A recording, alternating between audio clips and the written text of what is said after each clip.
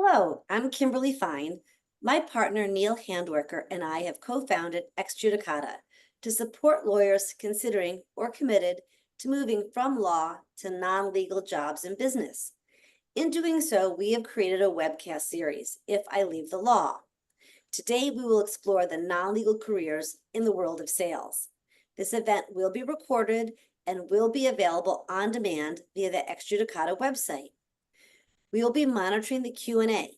Please submit your questions. We will be using the upvote feature. So if you see a question from a fellow attendee that you would also like answered, please click the upvote icon. It is now my pleasure to introduce our panel. CJ Webster. CJ is the founder of C. Webster Consulting, a business intelligence company designed to help legal tech companies attract more clients and expand their customer base.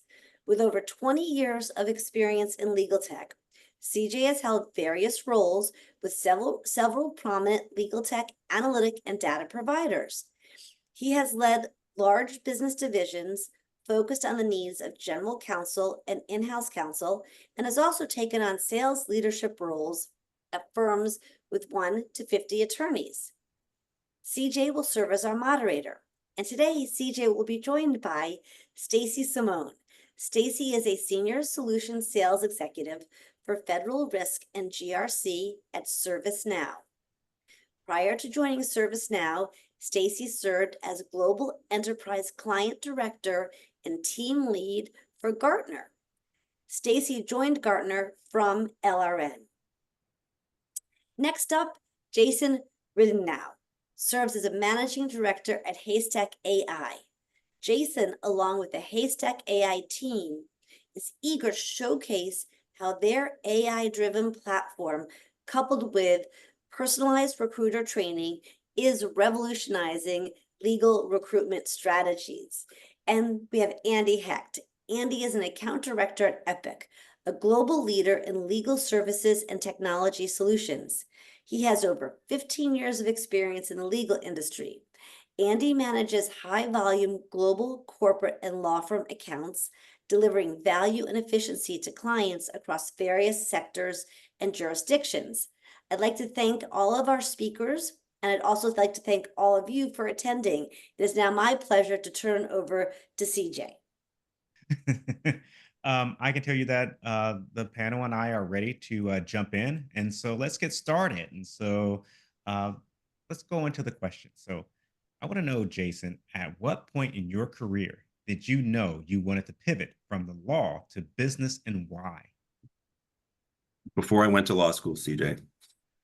Why I knew even then that this was going to be the path for me. I think mostly because of just how well I think I generally know myself.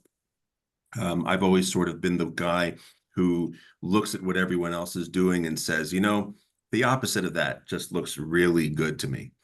But at the same time, I think I know strength when I see it. I mean, I have very strong memories of looking at the JD curriculum and the MBA curriculum and looking at the differences and thinking about what would be more valuable to me, as well as the environment that that application would be better suited to. And I don't have any regrets in that regard of choosing to take the law background into business, because I think the strengths have worked well for me.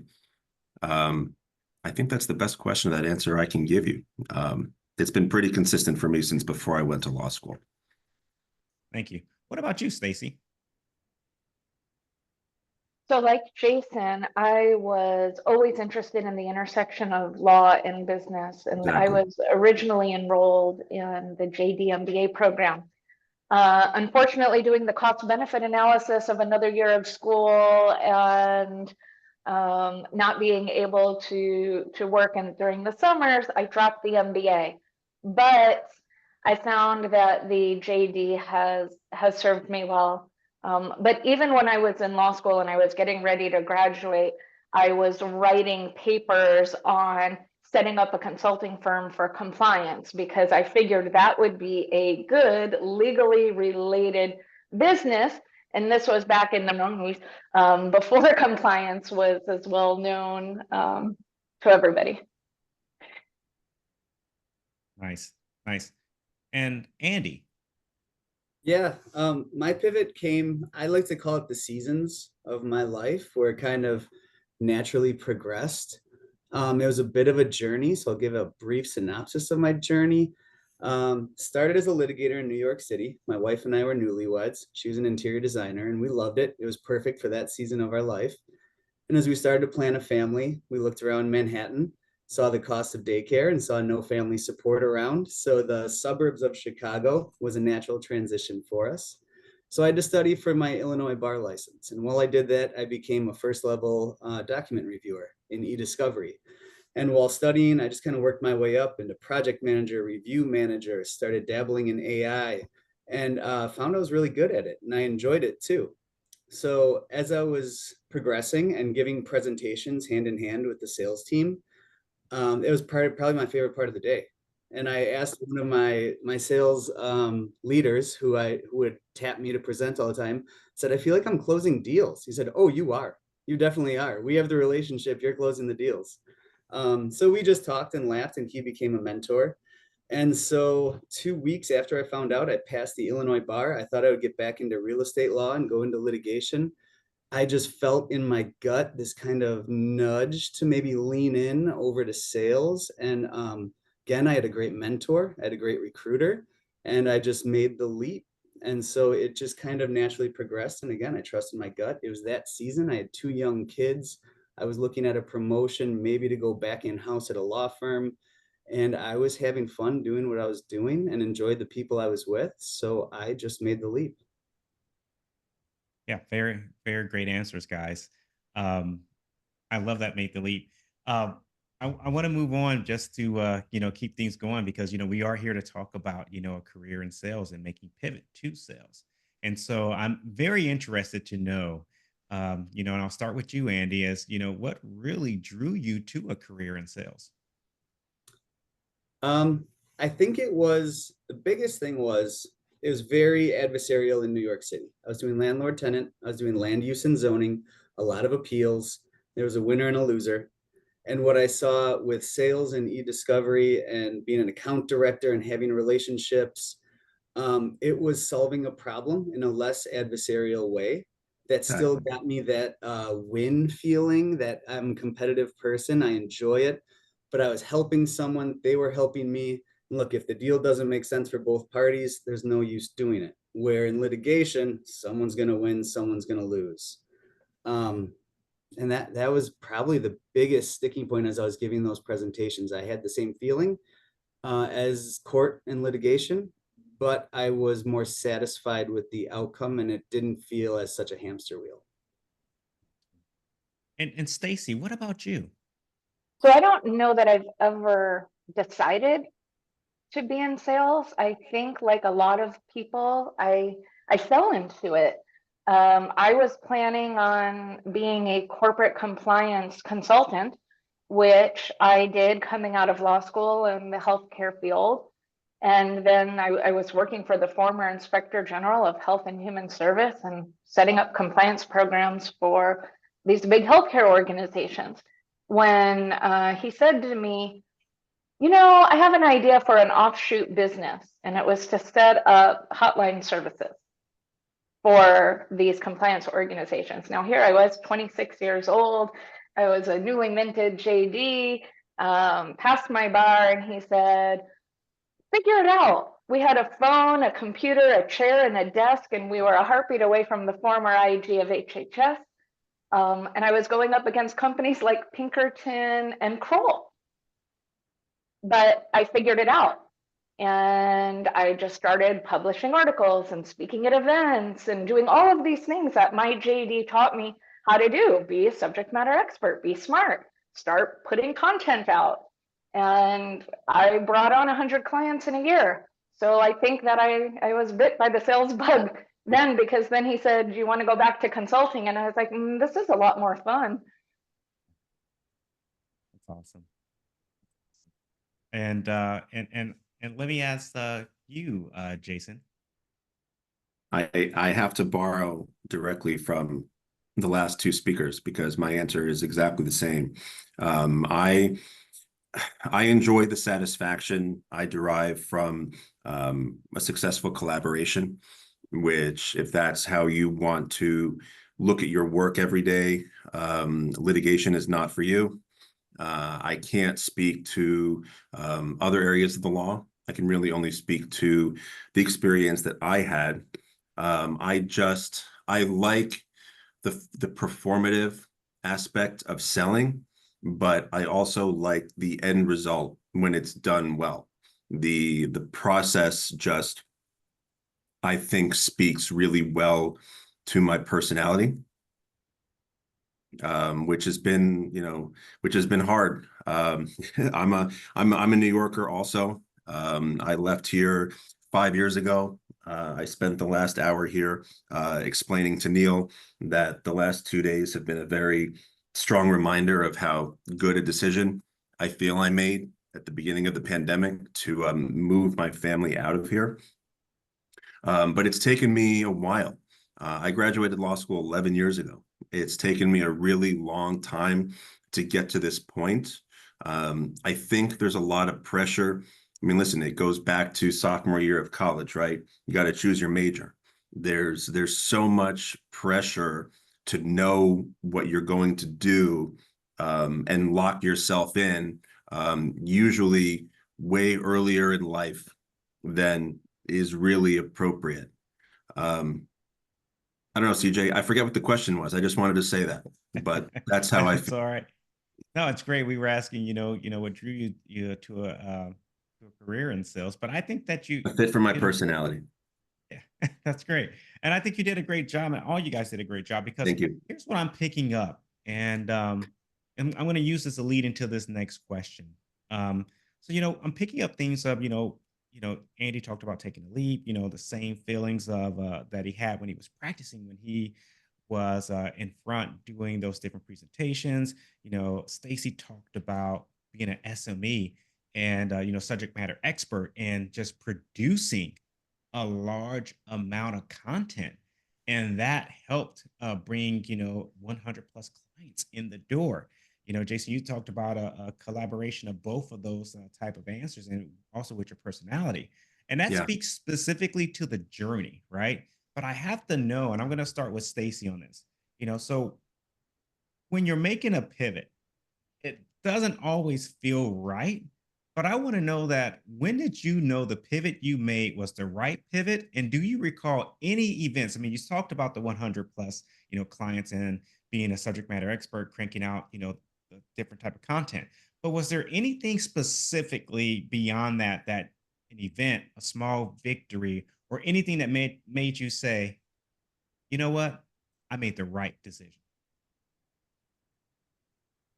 That's a good, so it's always a process. I don't know that there was any one particular point. But I do remember sitting, and this was my first job. Like I said, I didn't even know what I was doing. And I do remember sitting with Mr. Kusero, and he said, okay, now which way do you want to go? Do you want to go pure consulting, or do you want to stay sales? And I had to make a decision. And so at that point, I made the decision that I wanted to stay in sales. When I started realizing this was the right decision was when I left there and I started actually building out a career with a trajectory, moving into much larger companies, moving into different types of products, moving into leadership roles, and getting into purely sales driven type organizations, such as IBM and others. Then I realized, okay, I'm definitely on a path, and this is my chosen career path. Does that answer the question? I think it does. And thank you for that. Jason, I know that when you initially went to law school, you said you had a focus not so much on practicing law per se, and Yeah. now you're in sales, right? And so, do you recall any specific event or small victory that when you made your pivot, into sales, you said, "That's the right call. That was the right decision for me." I think I've been in sales in everything that I've done. I actually think the word pivot itself is a little bit dramatic. Any lawyer who doesn't recognize that they're also salespeople is not doing everything they could be doing to become a successful attorney. That being said, I'll use your word, the pivot. The pivot came about also as a result of different circumstances over a lot of years, and a lot of soul searching. I did a lot of document review as a litigator. I had a lot of time as a lawyer to sit there and think about what it was that I would have preferred to be doing. And I tried to think about my strengths.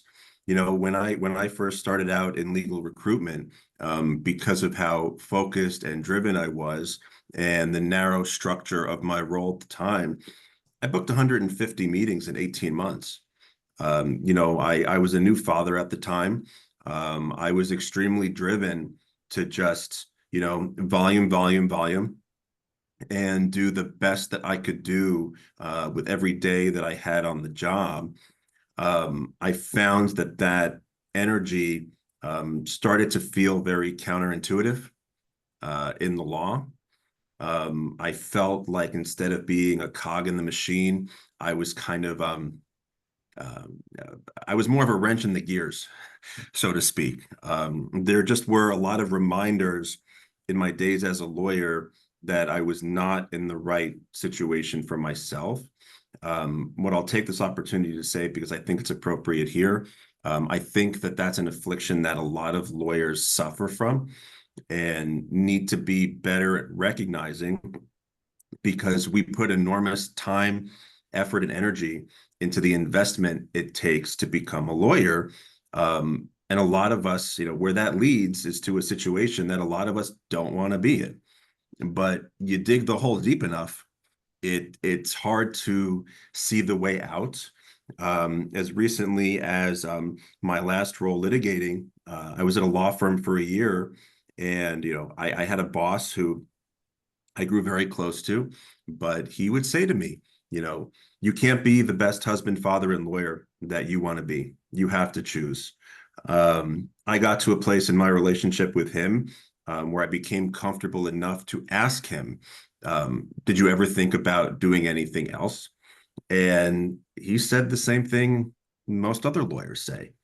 I went to law school 20 years ago. Like, what else, what else could there be? My feeling is as long as you're still breathing and you need to work, there's always a better path. But no one's going to tell you what it is. You have to figure it out for yourself. Yeah, yeah. Thank you for that answer. Andy, is there anything that stands out when you think back to your journey when you made your pivot and you said, "I made the right call"? Yeah, the first time I rang the bell that I bought when I closed the deal. So when I first got hired, I I always love saw the that. bells in the salespeople's offices and all the sales books. I bought the same thing. I had no sales experience. Luckily, I had a great company in Epic and a great new mentor at Epic that took a chance on me, even though I had no sales experience. So I bought that bell, and it's a ramp up. Look, I took a step back in order for me personally and professionally to take a step forward. I took a pay cut. I knew it was going to be rough. I knew I'd be making cold calls.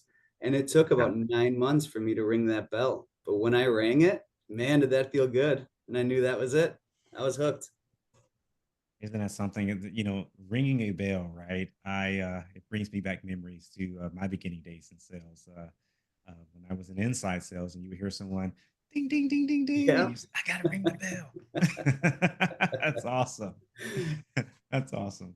Stacy, you've held very high level sales positions at LRN, Gartner, and also ServiceNow. Can you, for the listeners, can you compare and contrast your experiences? Sure. I would say And one thing that I want to put out there before I get into the different types of experiences is we all have an ego. And what I mean by ego is not like, oh, I'm so big and I'm so confident and I'm the best. But I mean like your ego kind of drives a lot of things that you think you should be doing. I should be this, I should be that, I should. And so one of the things that drove me was that, oh, if you're in sales, then there's a trajectory, kind of like if you're in law, then you want to become, you know, a partner and a managing partner. And so you follow this trajectory and this path. And so for me, I thought the trajectory and path meant that you had to go as high as you could into leadership. And the first big role that I had was I was a national sales leader at IBM.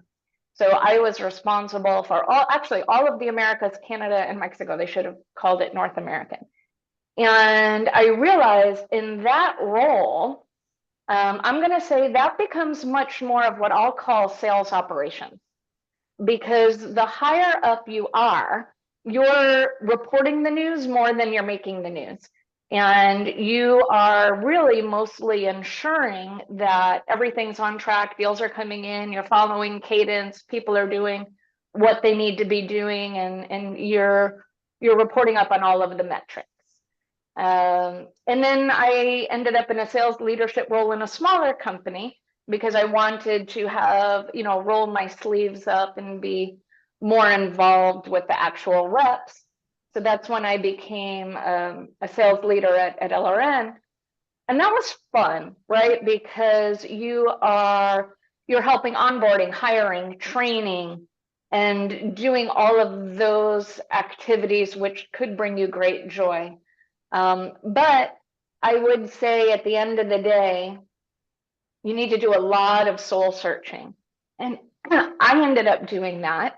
And in my heart and my soul, I realized where I am with the gray hairs is I wanted to have, okay, I'm not going to lie. I wanted to make the most amount of money with the least amount of responsibility. And so and it took me a year, said, how can I do that?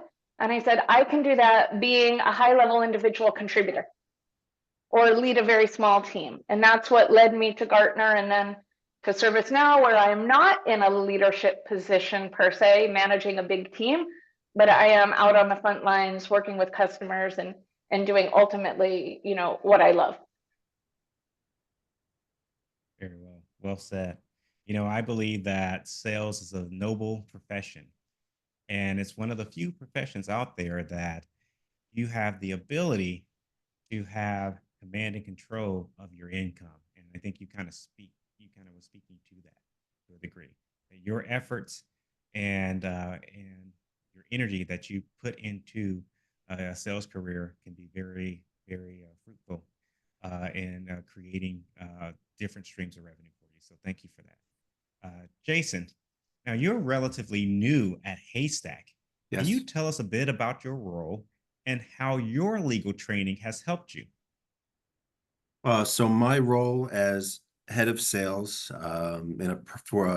heading sales for a product that frankly our industry has not seen before has been the right kind of challenge for me.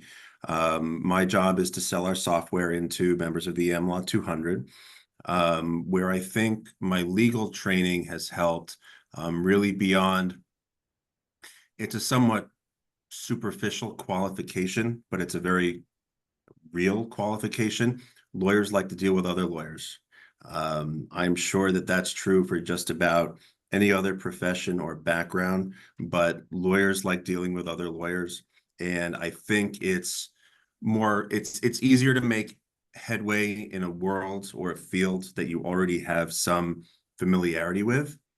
Or even just to go so far as, you know, the network that comes from an education, which for me has been law. So in that way, my background has been helpful.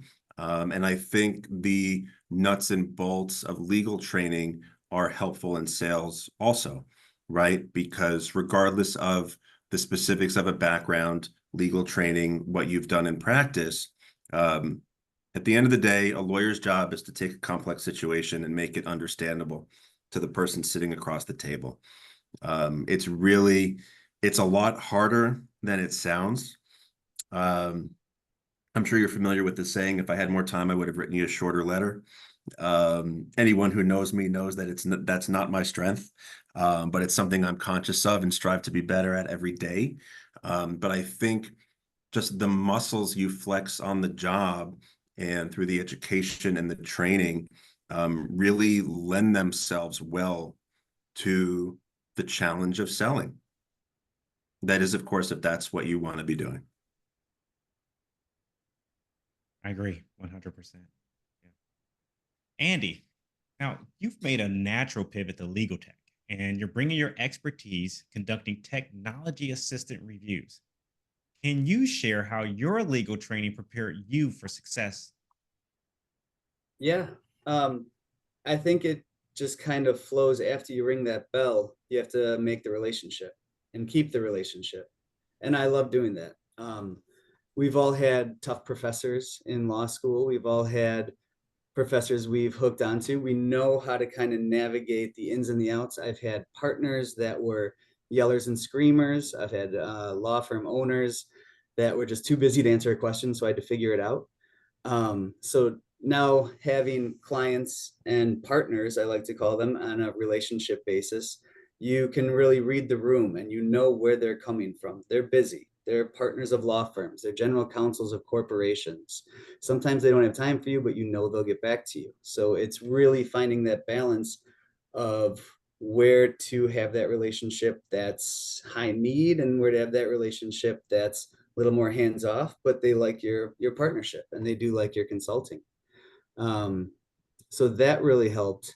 And then also at Epic, we do legal tech, we do consulting, we do managed services, everything from legal operations, information governance, e-discovery, technology assisted review. So I like to think of it as, I mean, I came from e-discovery, but then I had to learn high level about information governance and Microsoft and how that ties into e-discovery. So that was kind of like my constitutional law, right?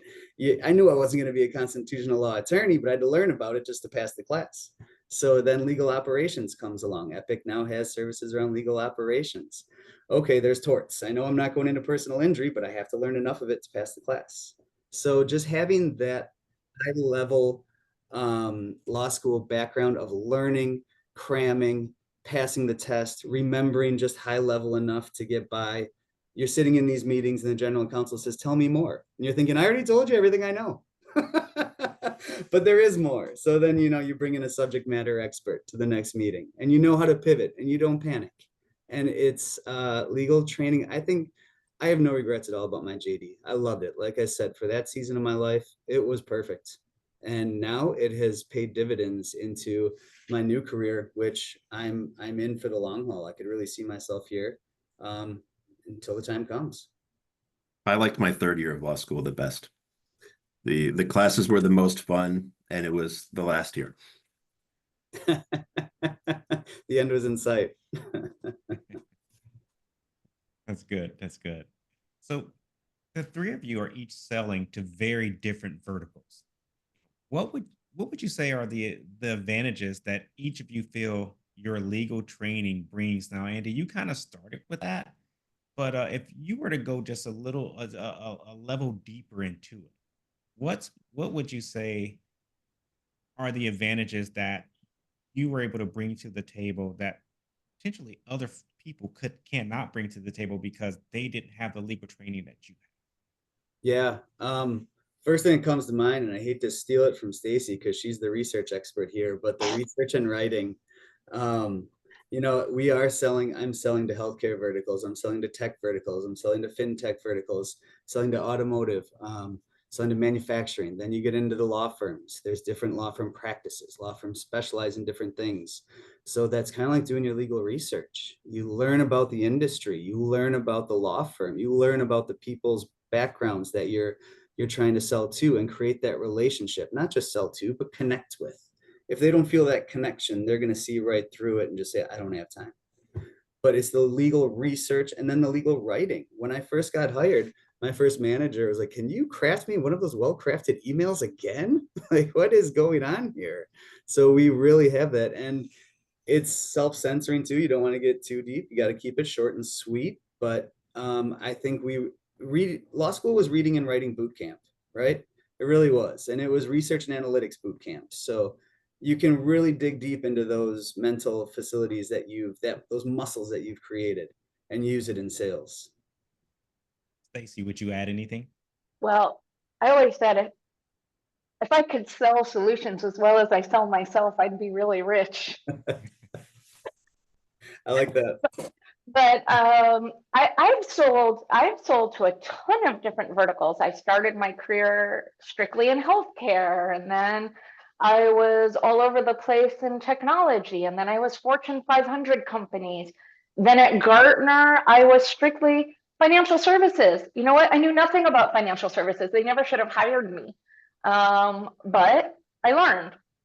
And this is what law school taught me. Law school taught me I have the ability to learn, and I have the ability to learn quickly, and I can synthesize a lot of information and then speak halfway intelligently about it. And then when I moved from New York to DC, I said, okay, it doesn't really make sense for me to stay in financial services. I need more experience selling to government because everything in DC is government.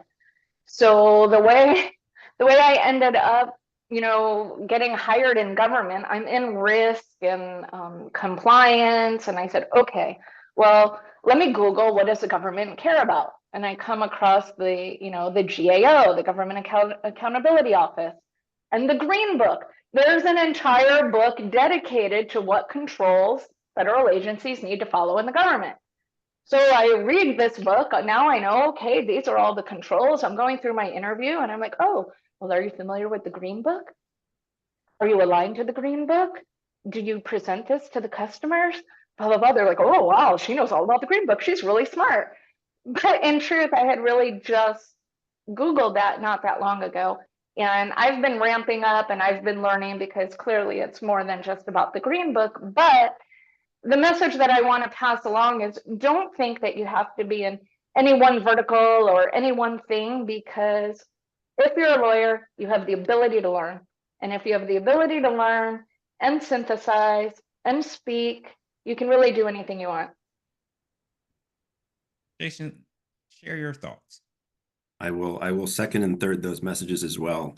Law school, the process of getting certified as a JD and passing 1, 2, 3, however many bar exams you take successfully, it's a long pressure cooker.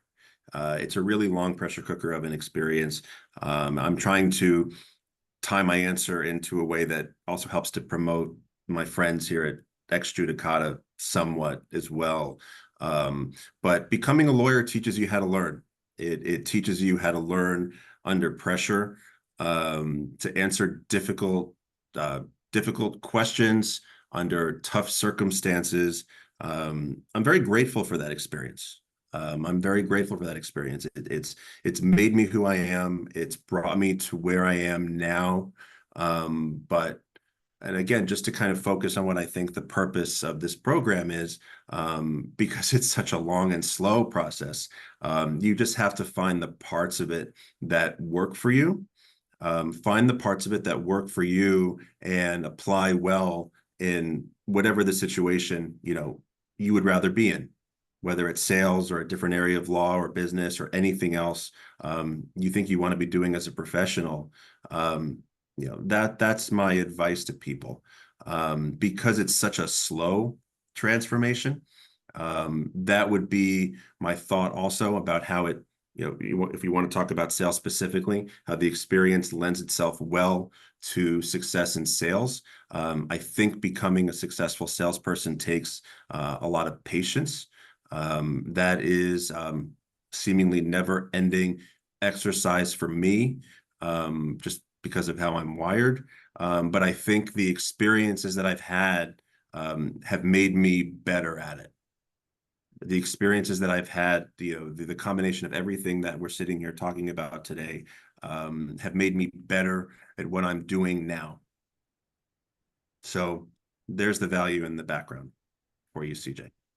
You know, there's a line that that was given to me a long time ago when I started my career. Trainer said, "I can tell you everything you need to know about sales in 15 minutes, but it will take you a lifetime to Life, yeah, master." sure. And so, my next question, you know, and I'll start with you, Stacy, is what advice would each of you give to a lawyer considering a pivot?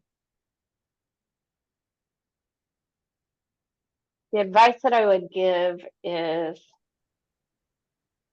don't be afraid to give it a try. And don't be afraid to be on a path of continuous learning, because there's really no place for ego in sales. Two things happen: you win or you learn. And you always need to be learning. And the one thing, if you do go into sales, every single company is going to have what you call a unique value proposition.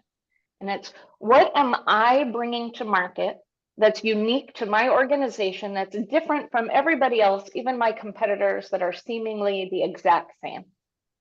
So use those analytic brains, be creative, understand what's unique, and understand how to apply fact patterns in a world that changes. And don't be afraid, it's a continuous learning process. Great, great. What about you, Jason? I was just going to say Iraq, rule spotting and application. I remember saying very openly in law school, legal writing should be at the end, not at the beginning. I never understood why such an important course comes with absolutely no context or meaning as to how it's going to apply in the real world. I think you could say that about the whole 3 years of law school. Tie it into what you're going to be doing afterward. Law schools are terrible at that. But yeah, issue spotting, breaking down problems and applying solutions in real world scenarios is sales 101. I think it has to be. It's such a basic function of the role that we are hardwired to do, right? That is the whole training. That's the whole training. And again, law school gives you zero perspective. They don't tell you why you're going to be doing all the, you know, why we're teaching you what we're teaching you. And that to me is so counterintuitive, because the type of person who goes to law school is hardwired to ask questions. And for me, when those questions aren't answered and I don't know why I'm doing what I'm doing, it's like it's in one ear and out the other. So I don't know. I think this is a message that needs to be shouted from the rooftops, right? It's why, you know, we did what we did and how it makes us successful now. I hope there's a lot of people earlier in their careers than I am who are listening to this, because I wish people had told me 15 years ago what I'm saying now. I think there's a lot of value in you know, what everyone here is saying. It makes a lot of sense to me. And I think it should resonate with anyone who's, you know, thinking about doing what we did. And that's moving out of the law into a sales role. Makes a lot of sense. Great. What about you, Andy? So I guess I was a CREAC guy, Jason. I was looking at the conclusion first. Iraq.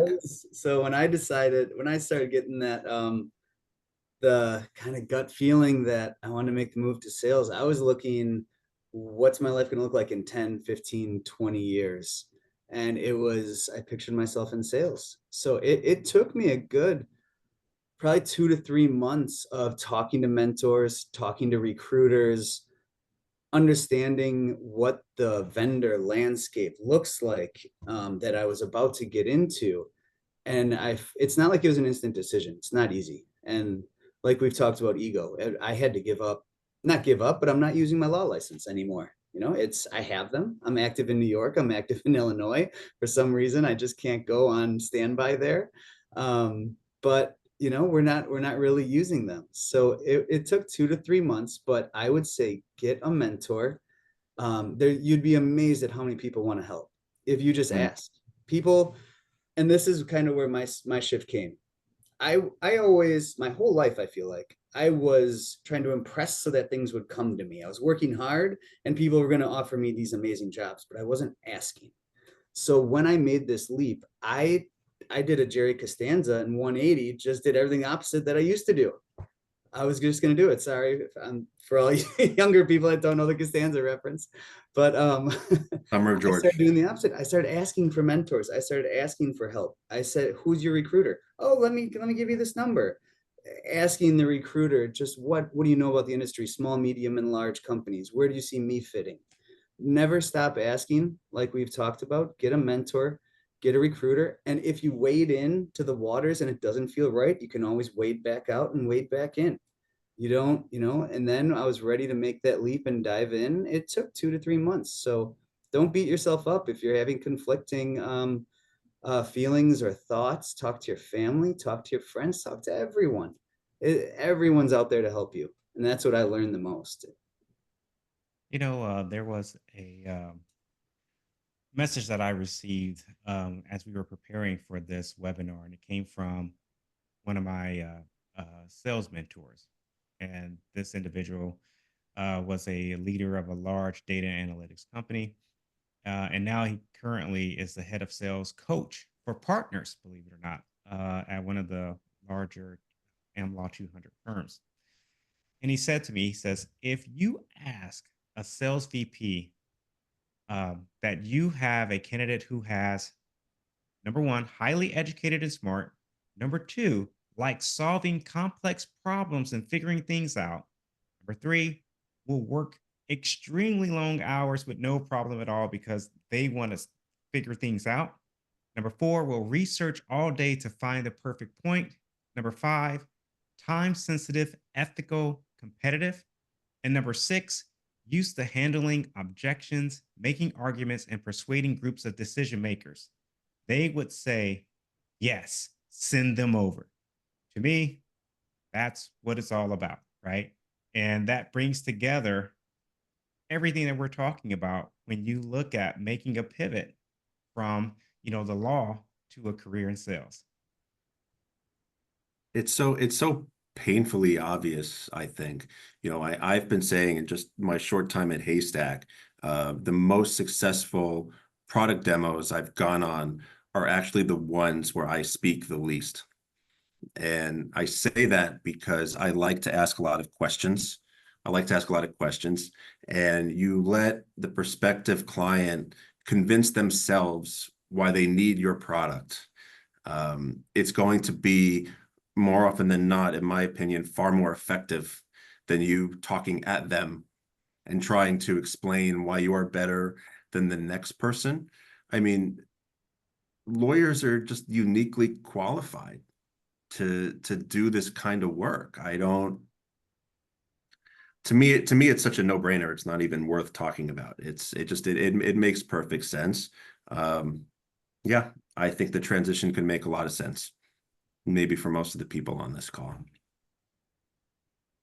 Yeah, and just on the other end too, I have a lot of friends that are very successful attorneys and love it, and look at me like I'm the nuts one for jumping into sales. So don't feel like just because you're watching this, Personality. yeah, you have to jump into sales, or we're telling you that the law is not right for you. I have one of my best friends is a class action attorney that's just amazing at what he does, and he looks at me like, "How could you not be writing motions all day?" I said, "How can you be writing motions all day?" So Jumped in so early that I spent a good part of my career wondering if I gave up on myself, I think because I about that saw too. all of my friends, advancing in their law firm careers. And then one by one, all of those friends started reaching out to me. Hey, how do I get out? Hey, how do I move? Hey, how do I My do something experience different? too. And so then I'm having all these conversations about, I'm going to give you guys 2 words to remember: transferable skills. Yeah. And CJ did a masterful job wrapping that up. I mean, I don't even think we all really said what he said we all said, but those are the transferable skills that you would need to pivot into a career. And so at some point, everybody asks that, not everybody, but a lot of people ask that question, what else is out there? Mm-hmm. And Well, ours, we do have some Q&A, and I'll like we have about 4 or 5 different questions. So I'll toss the question out and see if one of you guys can answer the question. So to begin, and this is a real important question. All of them are important, but this one gets to the root about sales. It says, how do you overcome rejection in the sales world? Does it come with time? And is it just easier to brush off because a personality types suited to this role? And I'll take a stab at it really quickly because I think this is a good short answer, and I'll throw it to you guys. When I was making a pivot into sales, coming from a different career that I was in, because I didn't have a bone in my body that was connected to sales, and I had to learn the hard way. I went to lunch with a friend, and a friend had struggled with rejection early on in his sales career. And he said, in order to overcome it, he started making a practice of asking for more. And so we were sitting at a restaurant together. The staff comes by to take the order, and he says, "Can I have more fries?" And I said, "Well," he said, "I always have to ask for more because you never know, you might just get it." And that was his way of working on being natural in dealing with rejection. He would ask for small things. But I'll kick it to you guys for a little more substance. I could spend a whole hours talking just about this, but uh, I think the answer to that is just to always have more irons in the fire. For me, it's not actually rejection that gets me down. It's being ignored that I can't stand, right? Don't ignore me. Reject me all day long. That's fine. I don't care if you reject me. Just tell me where I stand. But for me, I think just always thinking about what's coming next is the answer, right? And not dwelling too deeply on just one possibility, right? Because yeah, that's not life. And it's also not how you become a successful salesperson, by putting all of your eggs in one basket. You just always have to be, consider what's in front of you, but at the same time, always be looking towards what's coming next. That's how you deal with rejection. I'm chomping at the bit on this one because I want to be the queen of nuance. And to me, rejection comes in all different types of flavors. So I said before, you win or you learn. Are you rejecting me out of the gate? Am I getting a lot of rejection out of the gate? Then it's my approach. My approach is not right. Are you rejecting a piece or a part of what we're presenting to you? Maybe that's not a pure rejection. Maybe that's an objection, which would require us to do a little bit more digging, a little bit more discovery, right? So you have to understand what type of a rejection is it? And you either learn, is it them? Is it timing? Is it me? And you adjust. Yeah, quickly, I'm going to touch on both your points. They're both great. We've all experienced rejection, whether it's that law school we didn't get into, whether it's that job we didn't get. But then to tie it all together, you have a pipeline, right? You have the backup law schools, you have the backup jobs, you keep applying. So to Jason's point, yeah, rejection stinks in sales because that could have been the big deal. But what stinks even more is if you don't have a pipeline with deals coming in down the road. And it's long cycle deals. These deals can take us getting a corporate to sign a master services agreement can take a year. But as long as you have that still rolling, you look behind and you move on, and then you jump back and you cold call and you get something else going. So yeah, we've experienced rejection, but keep your pipeline full. No is also not necessarily the end of a conversation. I think it's important to keep in mind that if someone says no to you, they're talking to you. So there's always that possibility of turning a no around, which, we're starting to talk in circles here, but I'll just, hit the point home. That is the value of legal training, of just being strategic in conversation. Is it manipulative? Yeah, but it's also smart business. it's smart business. I would look as a no, I would look at a no as an opportunity to pivot in the conversation and not as a door closing in your face. I think that's really important. And I know we're running low on time, but yeah, I think you can see how much the three of us all So this like gets our love blood, sales. When we were talking about boiling. law school, we were kind of trudging through it, but talking about rejection, we all got excited. Well, here's one that I think that is that I'm interested in you guys providing some insight. How did you figure out what career you wanted to pivot to? The person says that they're researching different careers right now, but how did you find the right one? So in New York, I actually, when I was moving to Illinois, I actually interviewed for a legal recruiting firm as a way to pivot away from litigation, and it didn't feel right. I, I can't say it enough. Trust your gut. Lean in and lean out if it doesn't feel right. And once I got to e-discovery, it kind of all just flowed and happened, and I made friends and I got mentors. And I don't know how it exactly happened. There's no formula, but it turned out to be the right move. Just leaning in when it felt right and leaning out when it didn't. Talk to people. Talk to people, look for mentors, trial and error. I think for me, what was most clear about why I was a poor fit as an attorney is because I don't think there was a single moment in my life as a practicing lawyer that I looked to the person that I worked for or the people that I worked for, and I said, that's for me. I didn't have that experience one time. I think you have to find the type of person, or in this case, professional, that you see yourself growing into. And that has to be the pursuit. That has to be the pursuit. It could be anything. That I think is the easiest way to answer that question. I just think throughout your career, try to remember this. Don't run from, run to. And if you don't have a run to, slow down and don't do anything too quickly. And talk to lots of people, all different types of people. And then once you have a run to, that's your move. What was your first role after leaving your traditional law job? Oh, I don't have to answer that because I already said that. I mean, I fell into it and Yeah. I'm still waiting for. Yeah. What about Andy and Jason? So I was an associate account director. I interviewed with one of the top sales performers in our company who needed support handling his accounts. There were a lot of small projects coming in, and he couldn't get out to make the other calls on his other accounts. So it was kind of this handshake deal of I'll teach you sales if you just handle my accounts and manage my book of business with me. And it actually turned out to be I'm working for my mentor's mentor. So it all got intertwined so beautifully.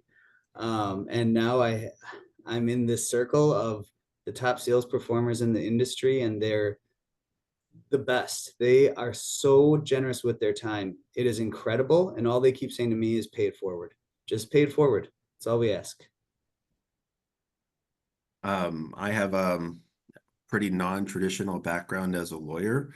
I was out of school for 6 or 7 years before I clawed my way into the law, into practice. And then a few years later, I clawed my way out. I mean, you talk about pivots, those are pivots. And I am very proud of both of those pivots. I'm also proud of the position that I'm in now because I was a practicing attorney up until the beginning of this year. And now I'm head of sales for a legal tech company that I'm very enthusiastic about, and that's Haystack. Awesome. So one more question for the panel. The question is, what are the panelists' thoughts on law schools not teaching students how to run a law practice or become partner, which in each case does require selling of services? Yeah, I'll take that. Law school doesn't really train you for any career. Law school teaches you how to think. right? And so do I wish it was different? Do I wish it was more like med school where you have a couple years of learning and thinking and then a couple of years of interning and residency? Sure. But barring that, it's really incumbent on everybody else to learn the other business skills on your own. So I would suggest maybe joining some associations, you know, within your bar association, looking at external resources, pick up books on sales, because guess what? Everything in life is sales. Whether you're practicing law, whether you're selling, whether everything is sales. So unfortunately, the law school is not going to provide this for you, but I would say reach out to any resource that you could find and take ownership of that on your own. Yeah, the people who come out the most successful at the end of this process, I think, are the ones who were able to do it more or less themselves. I know how cynical that sounds, but I think it's just a fact of the profession and how it, you know, law schools, you know, churn us all out. You know, I still remember very vividly, I'll say it. I mean, I went to my law school's career services office after I passed the bar, and I said to them, right, I went for assistance in finding a job. And they said, we're not an employment agency. It is not our job to help you find a job. And that to me was just befuddling, that the career services people at the law school didn't think it was their responsibility to help their graduates find a job. But, and it's not a knock on my law school, because I think that's a pretty pervasive attitude in the industry. It was when I went to a legal recruiter, right? Someone who was going to get paid specifically to help me find work. And that person said, you'd be much better suited as a legal recruiter than an attorney. So you take the helpful advice where you can probably get it, but just don't lose that toughness. Don't be afraid of rejection. Don't get bogged down in impatience. Always look to the next brass ring, I think, because as long as there's still air in your lungs, there's going to be a brass ring. And it's very important to not lose sight of that.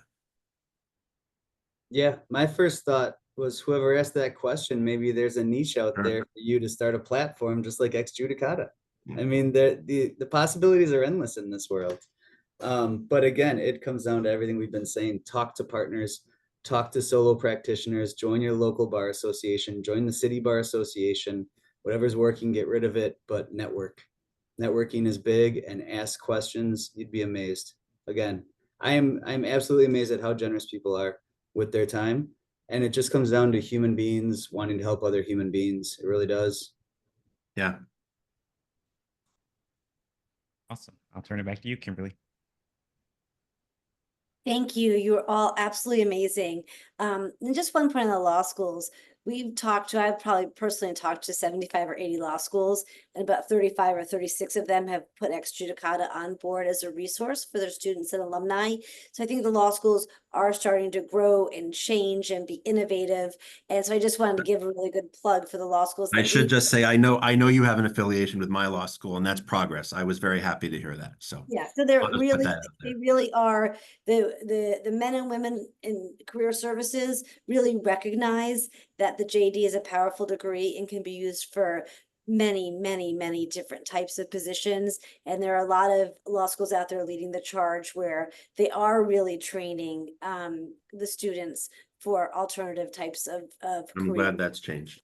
Anyway, you guys were just fabulous. Thank you very, very, very much for your time. And with that, we'll go ahead and close it. Thank you all very, very much. And thank you everyone for attending. Thank Thanks, you for the everyone. opportunity. Thanks, everyone.